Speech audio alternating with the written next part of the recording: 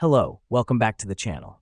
Today we're diving straight into organizing your personal vinyl record collection in Airtable. To start, you want to create a new base in Airtable. Simply click on the plus Add a Base button and select Start from Scratch. The reason we do this is to have a fresh workspace that's customized solely for your vinyl record collection.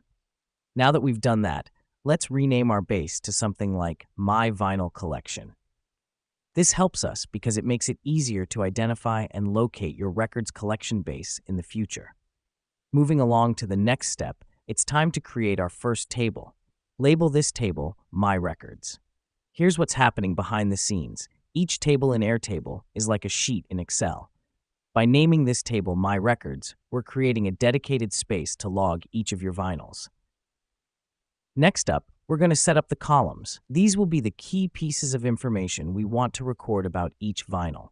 For instance, you might want columns for artist, album, genre, year, and condition. The reason we do this is to categorize and sort your records effectively. Now, let's populate our table. Start entering your vinyl records into the table, one row for each record. This helps us because it's the first step in creating a searchable database of your collection. To wrap things up, you can further personalize your Airtable base by adding cover art for each album or linking to related content.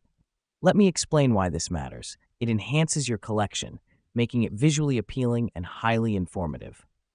And there you have it, a well-structured, organized, and dynamic vinyl record collection in Airtable. Remember, the key is to keep your table updated as your collection grows.